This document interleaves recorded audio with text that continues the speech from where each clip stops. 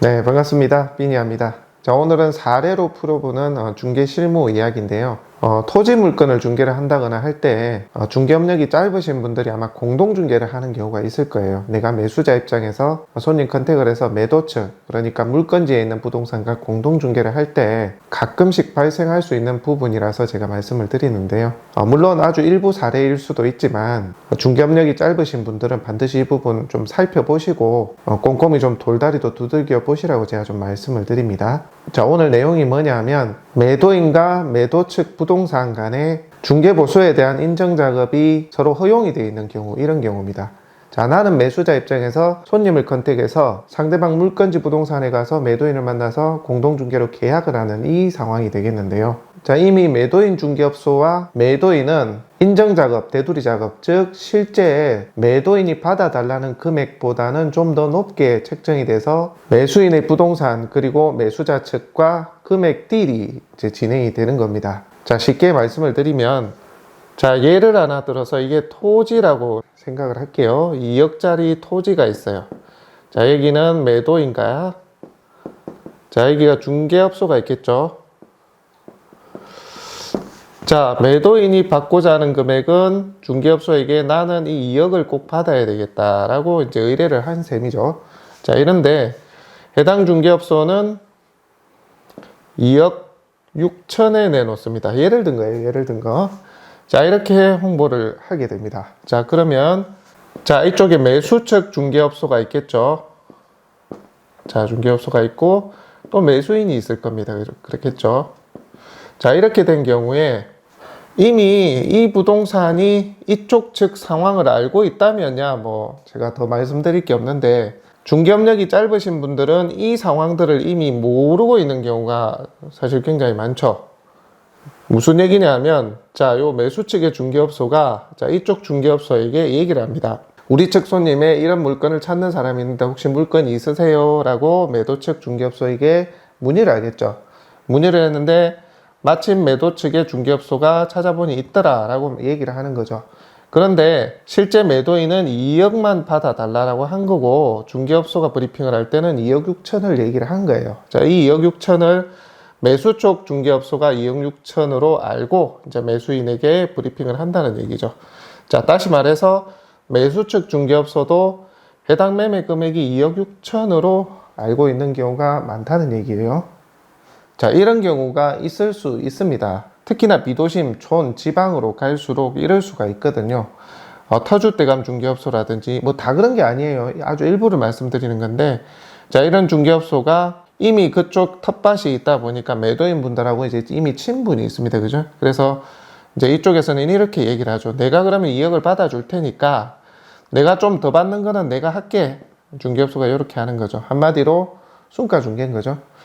자, 그렇게 해서 2억 6천에 브리핑을 해서 이렇게 협의가 돼서 계약이 체결이 됩니다. 계약이. 자, 계약이 체결이 되고 잔금까지 이제 지급이 되겠죠. 잔금이 얼마가 넘어가요? 2억 6천이 매도인 계좌로 들어갑니다. 그렇죠? 자, 그런데 매도인과 중개업소는 이미 협의를 해놓은 게 있어요. 2억만 받아주면 돼.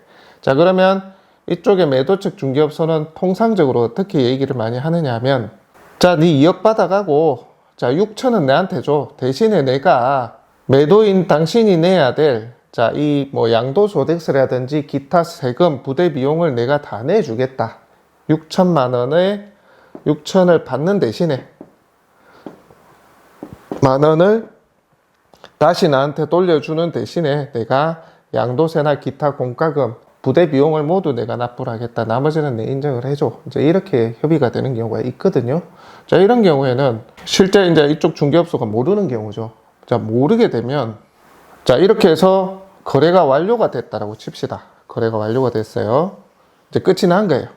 자, 그런데, 자, 이 매수인이 이제 소유자가 됐어요. 해당 물건, 이 토지에 대한 소유자가 됐는데, 그 동네를 갔어요. 이제 내가 주인이 됐으니까, 이제 농사도 지어보고 주택도 한번 지어보려고 갔단 말이죠. 그런데 이제 마을 사람들하고 이렇게 좀 친해지면서 얘기를 하다 보니까 마을 사람들이 그런 얘기를 합니다. 자, 자네 이 땅 2억에 샀나? 아니면 뭐 더 싸게 샀나? 얼마에 샀나 하니까 이 매수인은 당연히 아, 이거 2억 6천에 샀습니다. 이렇게 얘기를 하겠죠.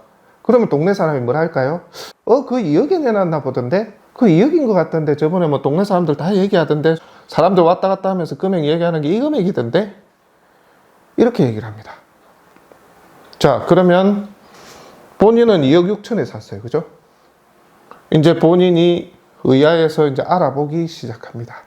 주변의 실거래라든지, 그리고 마을 사람들의 증언, 이장님도 만나볼 수가 있고요. 그러면서 실제 내놓은 가격이 2억이라는 것을 이 매수자가 뒤늦게 알게 돼요.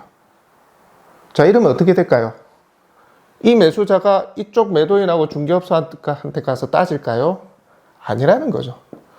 매수 측 중개업소에 따집니다. 이거 어떻게 된 거냐? 이제 이리 되는 거예요. 책임은 누구한테 있다?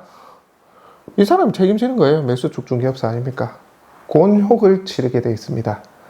그래서 자, 우리가 공동중개를 할 때 특히 비도심의 토지, 택지, 주택 같은 경우도 그런 경우가 있을 수 있어요.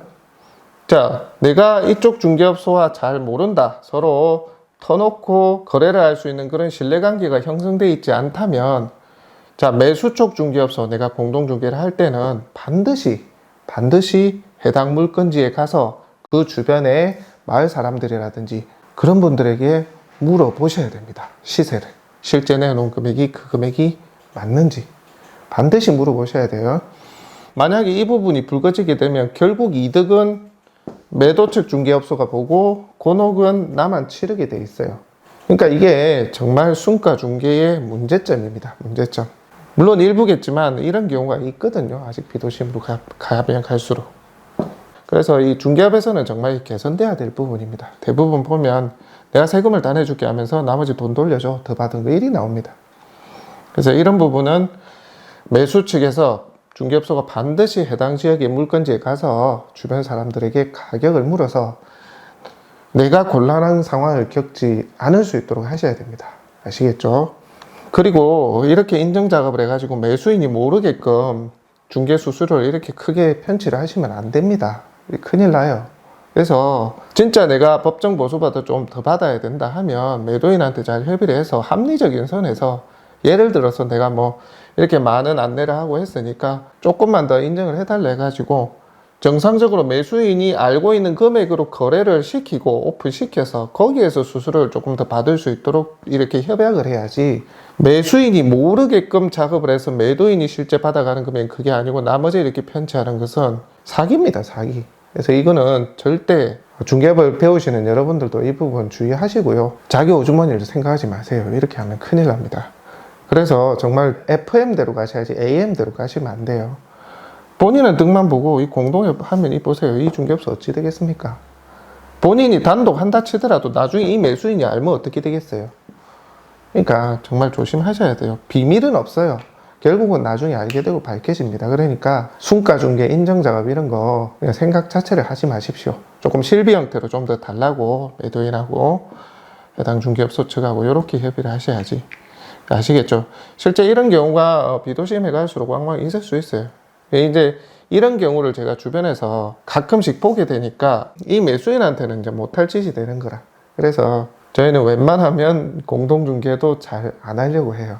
그래서 부득이하게 공동중개를 또 중개를 하다 보면 안 할 수 없잖아요. 만약에 내가 매수 측이면 실제 내놓은 금액 맞는지 그거 한번 확인해 보시고 내가 만약에 매도 측이라 하시면 이런 어떤 편법, 이런 편법을 쓰지 마시고 정상적으로 하십시오. 정확하게 세금이 얼마 나오는지 매도인에게 고지를 하고 그리고 내 중개 수수료에 대한 정확한 권리 요구를 하시고 또 실비에 대한 용역 계약서도 쓰시고 만약에 좀 더 내가 이렇게 얘기를 한다면 근데 그 자체도 사실 불법이잖아요. 그죠?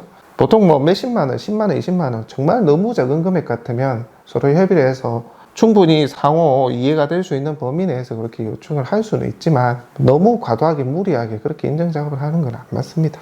그래서 중개를 처음에 하시게 되면 여러 가지 상황들을 좀 많이 맞닥뜨리게 돼요. 업력이 많은 사람들일수록, 물론 뭐 다 그런 건 아니에요. 아주 일부인데 좀 이렇게 편법을 좀 동원을 해서 중개를 하시는 분들이 이제 계시는데, 그러지 않도록 중개인으로서의 이제 신뢰와 정확성을 가지고 많은 분들에게 PR이 되고 또 소개가 될 수 있도록 정해진 대로 잘 중개를 할 수 있는 그런 우리 중개인들이 되셨으면 좋겠습니다. 오늘 얘기는 뭐 순가 중개나 인증 작업하면서 생길 수 있는 매도인과 매수인 중개업소 간의 사례, 이 부분에 대해서 간단히 한번 설명을 드려봤습니다. 자, 다음번에는 또 좀 다른 내용으로 이야기해 보도록 하겠습니다. 자, 오늘은 여기까지 하겠습니다.